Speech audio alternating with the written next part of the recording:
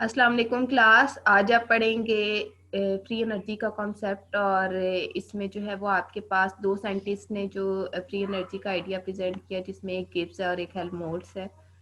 तो दोनों के जो आइडियाज़ हैं उनको गिब्स फ्री एनर्जी और हेल्महोल्ट्ज फ्री एनर्जी के नाम से जो है वो जाना जाता है। तो आपने इन दोनों का आज जो है वो लेक्चर अटेंड करना है और इसके जो इम्पोर्टेंट पॉइंट्स है वो नोट करना है। तो पहले आपके पास आ जाती है गिब्स फ्री एनर्जी। अब जो गिब्स फ्री एनर्जी का कॉन्सेप्ट है वो साइंटिस्ट का नाम था जोशिया विलर्ड गिब्स, जिसने थर्मोडायनामिक्स पे काम करते हुए जो है वो गिब्स फ्री एनर्जी का कॉन्सेप्ट जो है वो फर्स्ट टाइम प्रेजेंट किया। अब इसके जो गिब्स का ने जो कॉन्सेप्ट दिया उसको अंडरस्टैंड करने से पहले हम क्या करते हैं कि जो फ्री एनर्जी का जनरल कॉन्सेप्ट है उसको आप गेन कर लेते हैं। ये आपके पास एक लाइट बल्ब है, ठीक है। अब इसका पर्पस आपके पास क्या होता है कि आप इसको इलेक्ट्रिकल एनर्जी प्रोवाइड करते हैं और आप ये चाहते हैं कि ये लाइट एनर्जी प्रोड्यूस करें। लेकिन क्या होता है कि जब आप इसको ग्लो करते हैं, इलेक्ट्रिकल एनर्जी प्रोवाइड करते हैं, तो ये लाइट एनर्जी के साथ साथ हीट एनर्जी भी प्रोड्यूस करता है।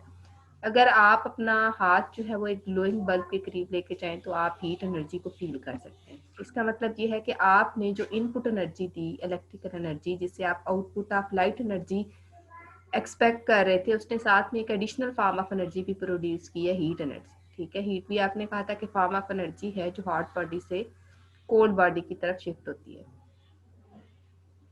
अब ये जो आपके पास हीट एनर्जी है, ठीक है, ये आपके पास एनर्जी का वो पार्ट है जो आपकी इनपुट एनर्जी यानी इलेक्ट्रिकल एनर्जी के अंदर से वेस्ट हो गया। अब जितना आपके पास पार्ट ऑफ एनर्जी और फ्रैक्शन ऑफ एनर्जी अवेलेबल है फॉर प्रोड्यूसिंग लाइट, ठीक है, वो आपने जो है वो यूज करनी है for concept of free energy. Free energy actually आपकी एनर्जी की वो क्वांटिटी है जो आपके यूजफुल या रिक्वायर्ड वर्क के लिए अवेलेबल है। उसके लिए आपके पास कुछ पैरामीटर्स हैं जैसे टेम्परेचर या प्रेशर, वो इन सम कंडीशंस जो है वो आपके पास कांस्टेंट हो सकते हैं, जिसका आप जनरल व्यू जो है वो नेक्स्ट जो है वो अचीव कर जो है वो गेट करेंगे। अब ये जो आपके पास फ्री एनर्जी का कॉन्सेप्ट है, इससे आपको क्या आइडिया मिलता है, क्या आपने कंक्लूड किया कि ये आपके पास मेजर ऑफ यूजफुल एनर्जी है eight constant temperature and pressure, ठीक है। और ये आपके पास मेजर ऑफ स्पॉन्टेनिटी है कि आपका कोई भी थर्मोडायनामिक प्रोसेस किस हद तक जो है वो स्पॉन्टेनियस है और कितनी आसानी से टेक प्लेस कर सकता है। डेफिनेटली जितनी ज़्यादा आपके पास यूजफुल एनर्जी अवेलेबल होगी किसी काम के लिए, उतना ज़्यादा वो स्पॉन्टेनियस होगा। अब जो गिब्स ने कॉन्सेप्ट दिया आपको फ्री एनर्जी का, उसमें उसने जो एक इक्वेशन इंट्रोड्यूस किया फ्री एनर्जी के कॉन्सेप्ट को एक्सप्लेन करने के लिए, वो है G is equal to H minus T S. अब इसमें से G जो है ये गिब्स फ्री एनर्जी है, H जो है ये इंथाल्पी है, T टेम्परेचर और S एंट्रोपी है। अब उसके कहने का मतलब ये है कि आपकी जो गिवन हीट है किसी भी सिस्टम की, वो टोटल एनर्जी जो है वो आपके पास यूजफुल एनर्जी होगी, ठीक है, या यूजफुल वर्क के लिए अवेलेबल होगी अगर आपके पास इंट्रोपी मौजूद ना हो। एक्चुअली आपकी यूनिवर्स में इस वक्त कोई भी ऐसा थर्मोडायनामिक प्रोसेस नहीं है जिसके अंदर इंट्रोपी चेंज ना हो। तो इंट्रोपी की वजह से क्या होता है कि आप किसी भी सिस्टम को जो भी एनर्जी प्रोवाइड करते हैं उसका कोई ना कोई पार्ट जो है वो लूज हो जाता है।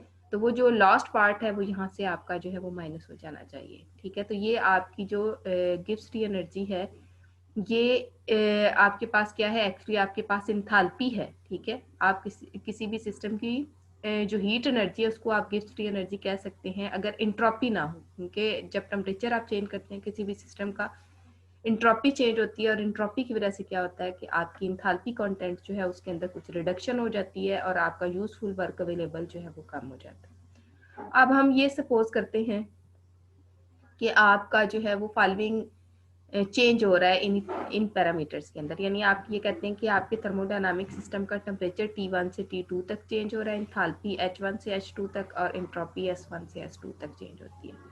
अगर ये तीनों फैक्टर्स आपके पास चेंज होते हैं तो डेफिनेटली आपकी जो गिब्स फ्री एनर्जी है वो G1 से G2 तक चेंज हो जाएगी।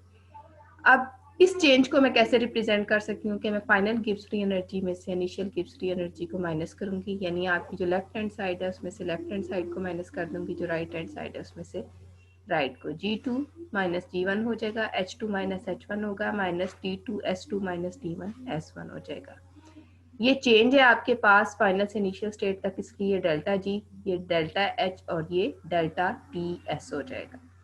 अब डेल्टा जी और डेल्टा एच जो है वो आपके पास एज इट इज मूव करेंगे, लेकिन ये जो डेल्टा है यहाँ पे टी एस के साथ, ये एक दफा डेल्टा एस के साथ आएगा और एक दफा डेल्टा टी के साथ, यानी दोनों फैक्टर्स में से पहले आप एक को कांस्टेंट और दूसरे को वेरिएबल करेंगे, फिर पहले जिसको कांस्टेंट किया था उसको वेरिएबल कर देंगे, जिसको वेरिएबल किया था उसको कांस्टेंट।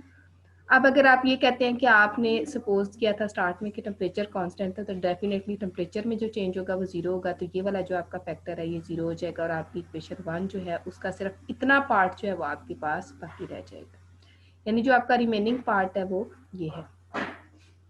अब अगर आप फर्स्ट लॉ ऑफ थर्मोडायनामिक्स को फॉलो करें तो आपने कहा था कि डेल्टा एच जो है ये आपके पास heat change at constant pressure, आप इसको क्यू पी भी लिख सकते हैं और क्यू भी लिख सकते हैं। और अगर आप सेकंड लॉ ऑफ थर्मोडायनामिक्स को फॉलो करें तो उसमें आपका एक जनरल एक्सप्रेशन होता है कि delta S is equal to Q reversible over T, यानी आप जितना टेम्परेचर चेंज करेंगे उतनी ज़्यादा आपके पास जो इंट्रोपी है वो इफेक्ट हो। यहाँ से अगर मैं क्यू की वैल्यू जो है वो फाइंड करती हूँ क्यू रिवर्सिबल की, तो वो मेरे पास टी डेल्टा एस है। अब अगर हम देखें तो फर्स्ट लॉ ऑफ थर्मोडायनामिक्स से डेल्टा एच की वैल्यू आ जाती है और सेकंड लॉ ऑफ थर्मोडायनामिक्स से आपके पास आ जाती है टी डेल्टा एस की वैल्यू। अब मैं क्या करती हूँ कि ये जो मेरे पास क्यू और क्यू रिवर्सिबल आया है, यानी क्यू मेरे पास वैल्यू आई डेल्टा एच की और टी डेल्टा एस की आ गई है क्यू रिवर्सिबल, ये दोनों वैल्यूज जो है वो अगर नेक्स्ट इक्वेशन में पुट करूँ तो मेरे पास जो ओवरऑल गिब्स फ्री एनर्जी का कॉन्सेप्ट है वो इस फॉर्म में कन्वर्ट हो जाएगा। अब अगर मैं इन दोनों चीज़ों को देखती हूँ, गिब्स फ्री एनर्जी चेंज जो है वो आपका इन दो फैक्टर्स पे डिपेंड कर रहा है। अब इन दो फैक्टर्स के लिए फर्दर मेरे पास क्या है कि तीन पॉसिबिलिटीज है कि या तो मेरा क्यू जो है वो क्यू रिवर्सिबल से ग्रेटर होगा, या क्यू रिवर्सिबल से स्मॉलर होगा, या क्यू रिवर्सिबल के इक्वल होगा। अब अगर क्यू रिवर्सिबल से ग्रेटर है तो मेरे पास आंसर डेफिनेटली पॉजिटिव आएगा, क्योंकि प्लस माइनस में से आपका की जो वैल्यूज है वो माइनस होती हैं, लेकिन साइन जो है वो बिगर वैल्यू का आता है। यहाँ पे अगर मैं क्यू मेरा स्मॉलर है क्यू रिवर्सिबल से तो मेरे पास नेगेटिव आंसर आएगा, और अगर क्यू रिवर्सिबल के इक्वल है तो जीरो आंसर आएगा।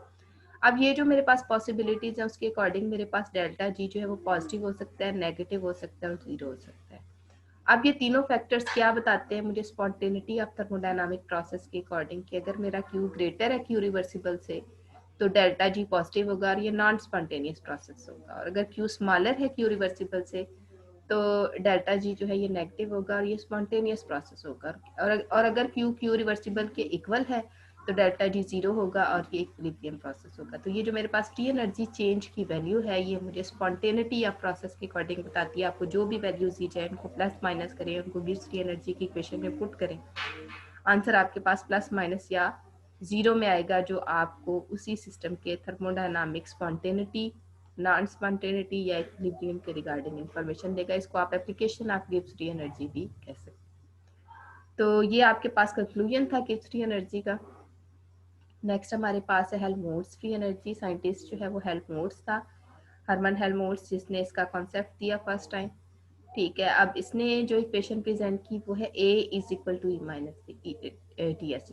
जैसे गिब्स फ्री एनर्जी को आप D से रिप्रेजेंट करते हैं तो आप हेल्महोल्ट्ज फ्री एनर्जी को A से रिप्रेजेंट करते हैं। जैसे आपने गिब्स फ्री एनर्जी को चेक किया था at constant temperature and pressure, तो जो हेल्महोल्ट्ज फ्री एनर्जी इसको आप चेक करते हैं eight constant temperature and volume. अब हेल्महोल्ट्ज फ्री एनर्जी को हम ए से रिप्रेजेंट करते हैं, जैसे आपने उसमें चेंज नोट किया था गिब्स फ्री एनर्जी के अंदर कि G1 को G2 तक चेंज किया था, H को H1 से H2 तक, T को T1 से T2 तक, S को S1 से S2 तक।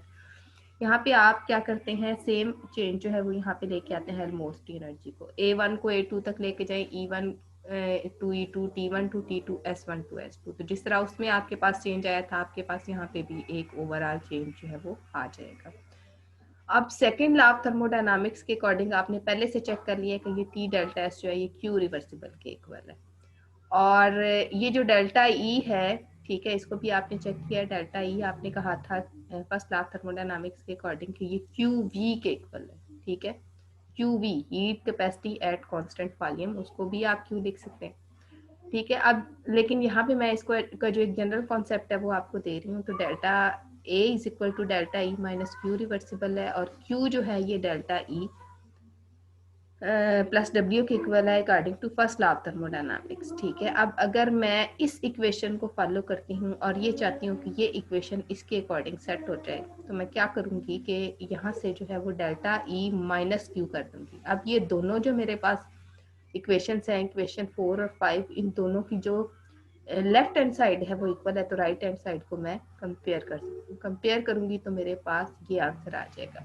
अब ये जो आपके पास हेल्महोल्ट्ज फ्री एनर्जी है, एक्चुअली ये आपको बताती है useful maximum work available for any thermodynamic process. तो ये जो आपके पास दोनों कॉन्सेप्ट्स हैं, गिब्स फ्री एनर्जी और हेल्महोल्ट्ज फ्री एनर्जी के, एक्चुअली ये आपको यूजफुल वर्क अवेलेबल प्रोवाइड करते हैं, स्पॉन्टेनिटी का मैयर देते हैं। कब देते हैं?